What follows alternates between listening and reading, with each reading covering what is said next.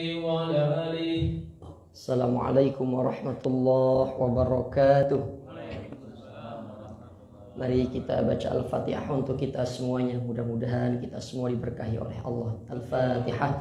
A'udzubillahi minasyaitonirrajim. Bismillahirrahmanirrahim. Alhamdulillahirabbil alamin. Arrahmanirrahim. Maliki yaumiddin. Iyyaka na'budu wa iyyaka nasta'in. Ihdinas siratal mustaqim. Shiratal ladzina an'amta 'alaihim ghairil maghdubi 'alaihim waladdallin. Amin. Bismillahirrahmanirrahim. Alhamdulillahil hadi liman yasha'u bi fadli al-mudillu liman yasha'u bi 'adli. Salatu wassalamu ala man la nabiyya min ba'di sayyidina Muhammad wa ala alihi wa sahbihi amma ba'du. Fayaqulullahu ta'ala fi kitabihil aziz. A'udzu billahi minasyaitonir rajim. Bismillahirrahmanirrahim. Qalu subhanaka la ilma lana illa ma 'allamtana innaka antal alimul hakim. Shadaqallahul azim. Kita masih berada di hadis yang ke-24 Pak ya. Kita nggak bawa kitabnya, tapi kita masih membahas tentang taubat nih. Kalau yang bawa kitab, kalau saya tidak keliru di baris ke-7 atau ke-6 kemarin sudah kita baca. Ya cuma saya ulangi lagi bacaannya ya. Bismillahirrahmanirrahim. Ya ibadi wahai hambaku innakum tukhti'una bil-laili wan nahar. Sesungguhnya kalian ini berbuat salah, berbuat dosa baik di waktu malam maupun di waktu siang. Wa ana aghfirudz dzunuba jami'a, maka aku akan mengampuni seluruh dosa-dosa kalian semua. Fastaghfiruni aghfir lakum, maka mintalah ampun kepadaku, maka aku pun akan mengampuni segala noda dan dosamu. Sampai situ ya. Ini kita sudah masuk ke pembahasan taubat yang ketiga kalau saya tidak keliru, atau yang kedua ya. Saya sudah membahas sebab-sebab kenapa orang bisa melakukan perbuatan maksiat ya. Nah, ini sekarang kita masuk pada bagaimana supaya kita bisa bertaubat dari dosa-dosa kita dan meninggalkan maksiat. Begini, ini saya kutip dari kitabnya Imam Al-Ghazali Minhajul Abidin, karya Imam Al-Ghazali.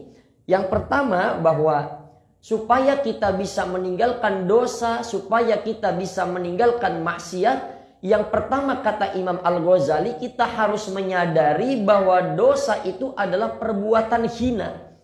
Jadi ketika Allah perintahkan kepada kita buat beribadah, kenapa Allah memerintahkan kita buat beribadah? Karena dalam ibadah itu dapat mengantarkan kita untuk kembali kepada fitrah kita sebagai manusia yang mulia. Manusia itu fitrahnya mulia. Jangankan dari secara fitrahnya, dari fisiknya saja Allah ciptakan laqad khalaqnal insana fi ahsani taqwim. Manusia adalah makhluk yang Allah ciptakan dalam bentuk, dalam rupa yang sebaik-baiknya. Jadi ketika Allah memerintahkan kepada kita untuk taat kepadanya, karena di dalam ketaatan kita kepada Allah itu akan mengantarkan kita pada suatu kemuliaan. Dan ketika Allah melarang kepada kita agar kita tidak berbuat maksiat, karena dalam maksiat itu akan mengantarkan kita pada suatu kehinaan. Jadi ketika Allah memerintahkan kita ibadah, memerintahkan kepada kita buat taat, apakah Allah butuh dengan ibadah kita? Tidak. Kata Imam Ibnu Athaillah, la tanfa'uhu ta'atuka wa la tadurruhu ma'siyatuka. Innama amaraka an hadhihi wa nahaka an hadhihi lima ya'udu alaika. Ini kata Imam Ibnu Athaillah dalam kitab Hikamnya, beliau mengatakan tidak akan bermanfaat ibadah yang kita lakukan, tidak akan bermanfaat ketaatan yang kita lakukan untuk Allah. Jadi ibadah yang kita lakukan ini itu tidak akan bermanfaat buat Allah. Juga tidak akan memberikan mudarat, tidak akan memberikan bahaya. Allah tidak akan rugi sekalipun manusia itu durhaka kepada Allah. Innama amaraka an hadhihi wa nahaka an hadhihi lima ya'udu alaika. Ketika Allah memerintahkan kepada kita suatu perkara atau melarang kepada kita terhadap suatu perkara, manfaatnya akan kembali kepada diri kita. Jadi taat kita, ibadah kita, manfaatnya akan kembali untuk diri kita sendiri. Kemudian yang kedua kata Imam Al-Ghazali, supaya kita bisa meninggalkan maksiat, bertaubat dari maksiat, menyadari betapa pedihnya, betapa kerasnya hukuman Allah. Jadi kalau kita menyadari betapa pedihnya azab Allah di akhirat, Pak, jangankan azab Allah, itu di padang mahsyar, ini setelah terjadi hari kiamat, manusia dibangkitkan dari alam kubur, itu manusia digiring menuju padang mahsyar, Pak. Padang mahsyar. Itu di alam mahsyar itu manusia itu berdiri.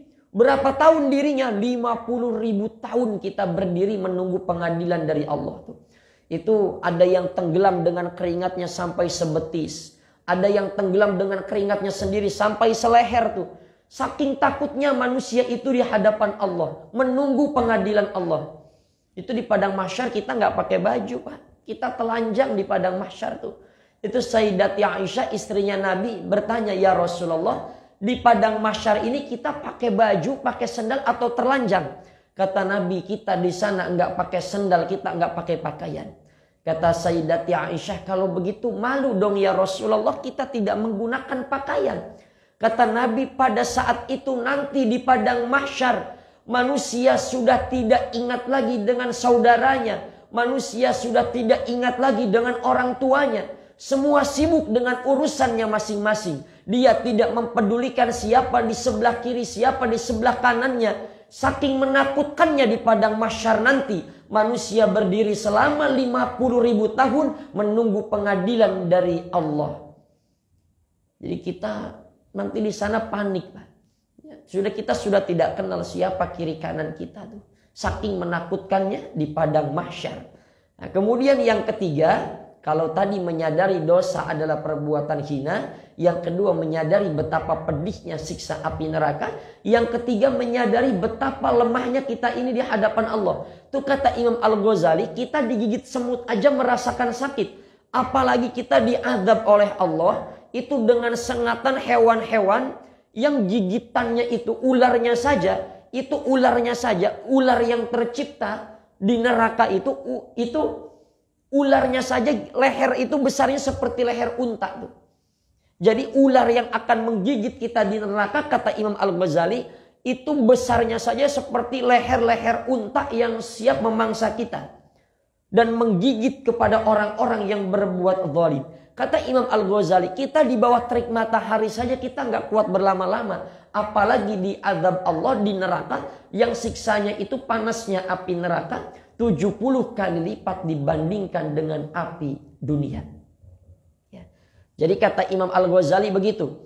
Kata Imam Al-Ghazali dalam kitab Minhajul Abidin, supaya kita mampu meninggalkan dosa atau meninggalkan maksiat, yang pertama menyadari bahwa dosa adalah perbuatan hina. Yang kedua menyadari betapa pedihnya siksa Allah di akhirat nanti. Dan yang ketiga menyadari betapa lemahnya diri kita ini untuk menghadapi siksaan Allah. Di bawah teriknya panas matahari saja kita tidak kuat bertahan lama, apalagi di dalam siksa api neraka. Di dalam surah As-Sajdah dikatakan, walau tara idzil mujrimuna naqisu ru'usihim 'inda rabbihim rabbana absarna wa sami'na farji'na na'mal salihan inna muqinun. Itu kata dalam surah As-Sajdah, walau tara idzil mujrimuna naqisu ru'usihim 'inda rabbihim. Seandainya kita melihat ketika orang-orang yang berbuat dosa, yang berbuat jarimah, itu menundukkan kepala di hadapan Allah. Karena mereka malu, karena mereka takut atas perbuatannya semasa hidup di dunia. Mereka nunduk, Pak, takut ketika dia akan disiksa oleh Allah. Lalu mereka berdoa, apa yang mereka katakan? Apa yang dikatakan oleh penghuni-penghuni neraka? Rabbana absarna wa sami'na farji'na na'mal salihan inna muqinun. Ya Allah, sekarang kami telah melihat, kami telah mendengar, apa yang engkau katakan ini ternyata benar. Janjimu ternyata benar. Maka dia menyesal pada saat itu, dia berdoa, farji'na na'mal salihan inna muqinun. Tolong kembalikan kami ke dunia meskipun hanya sesaat. Kami akan beramal soleh. Sekarang kami sudah yakin ternyata janjimu itu benar. Tapi doa orang-orang penghuni neraka itu tidak dikabulkan oleh Allah. Karena disitulah tempat tidak ada lagi tempat untuk menyesal. Maka menyesallah kita di dunia sebelum kita menyesal di akhirat. Kalau kita nyesalnya di dunia, masih ada kesempatan buat memperbaiki diri. Tapi kalau kita nyesal di akhirat, semuanya tinggal pertanggungjawabannya. Kemudian dalam ayat berikutnya dikatakan dia. Ini bukan dalam surah As-Sajdah nih, kalau saya tidak keliru dalam surah An-Nisa. Innal ladzina kafaru bi ayatina saufa nuslihim naro. Sesungguhnya orang-orang yang kafir menentang ayat-ayat kami, kelak kami akan masukkan mereka ke dalam api neraka. Kullama nadijat juluduhum baddalnahum juludan ghairaha liyadzuqul adzab. Ketika dia dimasukkan ke dalam api neraka, setiap kulit mereka hangus, kami ganti dengan kulit yang baru. Hangus lagi, diganti lagi dengan kulit yang baru. Liyadzuqul adzab, supaya merasakan azab yang begitu pedih. Jadi panasnya api neraka 70 kali lipat daripada api dunia. Dalam riwayat dikatakan, nanti ada penghuni neraka yang disuruh untuk pakai terompah, Pak. Seperti sendal begitu. Ketika dia pakai terompah yang terbuat dari api neraka, hancur, meleleh dari ujung rambut sampai kakinya. Otaknya melepuh, otaknya mendidih. Dia katakan, ya Allah, apakah inilah azab yang paling berat di neraka? Kata Allah, justru itu azab yang paling ringan di neraka. Ya, na'udzubillah wal iyadzubillah. Kemudian syarat taubat itu ada 4. Kemarin sudah saya sempat bahas tuh, ada yang bertanya apa saja syarat taubat. Pertama, menyesali perbuatan. Yang kedua, bertekad untuk tidak mengulanginya lagi. Ini masalah menyesal dulu, Pak. Ini Imam Ibnu Athaillah. Ini kemarin Ustaz Doni sama Pak Zul ngaji kitab Hikam nih ya. Karyanya Imam Ibnu Athaillah, kitab tasawuf tuh. Itu memang bagus, Pak. Saya pribadi nggak berani ngajar kitab Hikam. Karena itu sangat tinggi sekali kitabnya ya. Begini, kata Imam Ibnu Athaillah, ini ada kaitannya dengan menyesali perbuatan nih. Yang pertama syarat taubat itu ada 4. Yang pertama menyesali perbuatan. Ini kata Imam Ibnu Athaillah, ciri-ciri orang yang hatinya sudah mati bisa dideteksi dengan beberapa sebab. Di antaranya kata Imam Ibnu Athaillah, min alamatil mautil qalb adamul huzn ala ma fataka minal muwafiqah wa tarkun nadam ala ma fa'altahu min wujudiz zallat. Kata Imam Ibnu Athaillah, kalau orang itu tidak menyesal atas sebuah maksiat yang dia lakukan, atau dia tidak menyesal akibat ada ibadah yang dia tinggalkan, hatinya tidak merasa menyesal, maka itu tanda orang itu hatinya sudah mati. Orang kalau hatinya sudah mati, khawatir wafatnya dalam keadaan su'ul khotimah. Maka Imam Al-Ghazali mengingatkan, kalau orang sudah beranjak ke usia 40 tahun, dari usia 40 tahun ke atas, tidak bertambah kebaikannya, tidak berkurang kemaksiatan-kemaksiatannya, maka ini orang dikhawatirkan matinya dalam keadaan su'ul khotimah. Yang kedua apa? Setelah menyesali perbuatan, kata Imam Al-Ghazali, kata Imam An-Nawawi, syarat-syarat taubat, setelah dia menyesali perbuatan, dia minta ampun kepada Allah. Yang ketiga, dia bertekad untuk tidak mengulanginya lagi. Tapi kalau dia punya dosa sama manusia, ditambah syaratnya yang keempat, minta maaf kepada orang yang dia zalimi. Kalau haknya kita ambil, kita kembalikan. Kalau orangnya sudah tidak ada, minta maaf kepada ahli warisnya. Ahli warisnya tidak kita temukan, maka banyaklah bersedekah yang kita niatkan pahalanya untuk orang-orang yang telah kita zalimi. Maka berbicara masalah dosa, kita semua ini punya dosa. Dosa kita ini banyak, tapi ampunan Allah jauh lebih banyak. Dosa kita ini besar, tapi ampunan Allah jauh lebih besar. Kepada siapa dosa kita ini paling banyak antar manusia? Salah satunya dosa kita ini paling banyak kepada kedua orang tua kita. Berapa sering kita menyakiti perasaan kedua orang tua kita. Berapa sering kita melukai hati kedua orang tua kita. Berapa kali tindak tanduk kita membuat orang tua kita tidak tenang. Berapa banyak orang-orang yang dia masih punya orang tua, tetapi dia abaikan orang tuanya, maka salah satu nikmat yang harus kita syukuri kalau kita masih diberikan kedua orang tua kita yang masih hidup di muka bumi. Suatu ketika Habib Umar bin Hafid pernah didatangi oleh seseorang pemuda yang minta doa kepada beliau. Apa kata Habib Umar? Wahai pemuda, apakah engkau masih punya kedua orang tua? Pemuda itu menjawab, saya masih punya kedua orang tua. Kalau begitu, minta doa kepada kedua orang tuamu. Karena doa orang tuamu, doanya mustajab. Meskipun engkau didoakan oleh 1000 wali, tapi kalau engkau menyakiti hati kedua orang tuamu, doamu tidak akan mustajab. Saya tidak menyalahkan kepada orang-orang yang mau berziarah ke makam Wali Songo. Bagus, itu namanya tabarruk. Bagus, itu namanya mengambil keberkahan. Tidak menyalahkan kepada orang-orang yang mau berziarah ke makamnya para wali. Silahkan tabarruk supaya kita ingat pada kematian. Tapi jangan lupa kunjungi juga, ziarah juga ke makam kedua orang tua kita. Jangan sampai kita cium tangan Kiai Habib bolak-balik, tapi kita tidak memperlakukan orang tua kita itu di rumah. Jangan sampai kita ziarah kemana saja kita nyampe, tapi makam orang tua tidak kita kunjungi, tidak kita ziarahi. Silahkan cium tangan bolak-balik kepada kiai, kepada orang soleh, tabaruk, minta doa, silahkan. Tapi perlakukan juga orang tua kita seperti itu. Karena doa orang tua untuk anaknya bagaikan doa Nabi kepada umatnya. Apa artinya? Doa orang tua kita itu mustajab. Berapa banyak kita sibuk mencari surga yang ada di luar. Kita sibuk mencari surga yang jauh, tapi kita lupa dengan surga yang ada di rumah. Pintu surga yang ada di rumah. Siapa itu? Kedua orang tua kita. Wallahu a'lam. Kalau ada tanya jawab saya persilahkan. Kalau nggak ada baru kita lanjut lagi ya.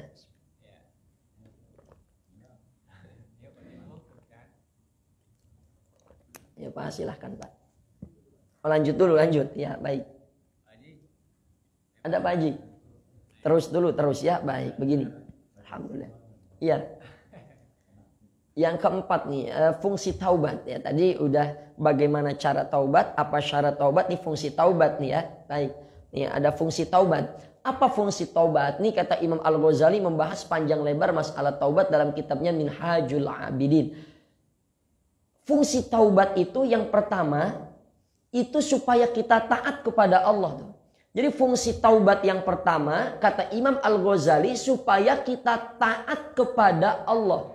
Karena orang kalau dia kebanyakan dosa, dosanya tidak dia istighfarin, dosanya tidak dia hapus dengan bertaubat, maka akan menumpuk dalam hatinya itu noda-noda hitam.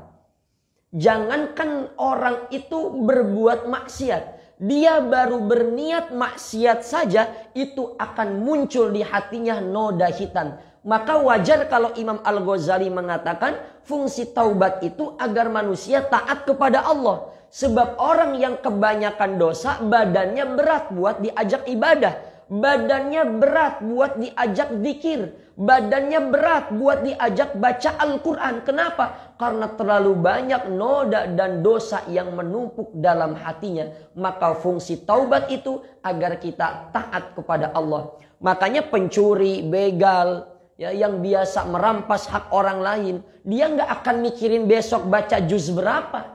Dia besok nggak mikirin mau sholat di masjid mana. Dia nggak mikirin. Yang dia pikirin rumah mana yang bakal jadi target. Tempat mana yang sepi buat melakukan pembegalan. Kenapa? Karena di hatinya penuh dengan noda-noda hitam.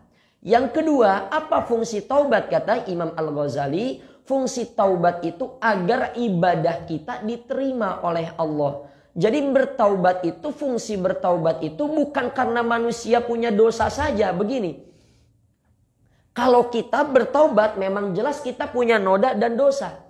Tapi kalau Nabi Adam bertaubat, Nabi Muhammad membaca istighfar 70 sampai 100 kali, itu bukan karena Nabi Adam punya dosa, bukan karena Nabi Muhammad punya dosa. Seringkali di majelis taklim saya sampaikan dalam akidah Ahlus Sunnah wal Jamaah tidak boleh mengatakan Nabi itu berdosa. Nabi Adam enggak berdosa. Kenapa Nabi Adam tidak berdosa? Yang pertama, ketika Nabi Adam makan buah terlarang di surga, itu karena setan, karena iblis menggunakan sumpah. Waqasamahuma, iblis menipu Nabi Adam dengan sumpah supaya makan buah itu. Yang kedua, dalam surah Thaha ayat 115 dikatakan ketika Nabi Adam makan buah terlarang, fanasia, Nabi Adam itu dalam keadaan lupa. Lalu kalau Nabi Adam tidak dosa, kenapa Nabi Adam bertaubat? Membaca doa, La ilaha illa Rabbana zalamna anfusana wa illam taghfir lana wa tarhamna lanakunanna minal khasirin. Ketika Nabi Adam minta ampun kepada Allah, bukan karena Nabi Adam punya dosa. Karena bagi seorang nabi, sekalipun dia melakukan suatu kesalahan yang itu disebabkan karena kelupaan, bagi nabi itu seolah-olah seperti sudah membuat dosa besar. Meskipun itu dilakukan karena lupa. Kita lagi puasa, makan, minum karena lupa, nggak batal puasa kita. Allah maafkan karena dalam keadaan lupa. Begitu pula kepada Nabi Muhammad. Ketika Nabi Muhammad istighfar 70 sampai 100 kali, bukan karena Nabi Muhammad punya dosa, tapi karena bersyukur kepada Allah dalam rangka senang, bahagia. Karena apa? Karena Rasulullah dijamin masuk ke dalam surga, begitu. Jadi nggak boleh tuh kita bilang Nabi Adam punya dosa lalu dia sujud ratusan tahun. Sebetulnya nggak dosa. Nabi Adam nggak berbuat dosa. Kenapa dia bertaubat? Karena bagi seorang nabi, Pak, meskipun itu melakukan kesalahan disebabkan karena lupa, tidak berdosa, bagi nabi itu seolah-olah itu seakan-akan sudah melakukan dosa besar. Sama lah Bapak nih yang biasa sholat sunnah, ya, jangankan kalau ninggalin yang wajib, nggak ninggalin yang sunnah aja rasanya nggak enak betul tuh. Ya itu bagi para nabi itu lupa saja, itu seperti seakan-akan sudah berbuat dosa. Kalau ada yang mau tanya silakan. Kalau nggak ada lanjut dikit lagi, tutup. Ya.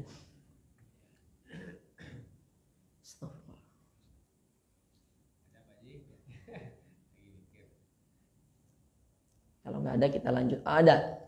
Ya ayo. Hadisnya banyak nih. Ya. Assalamualaikum warahmatullahi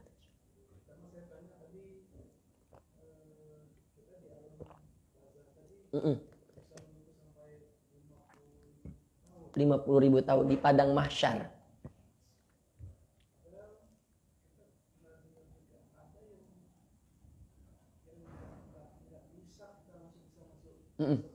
Iya.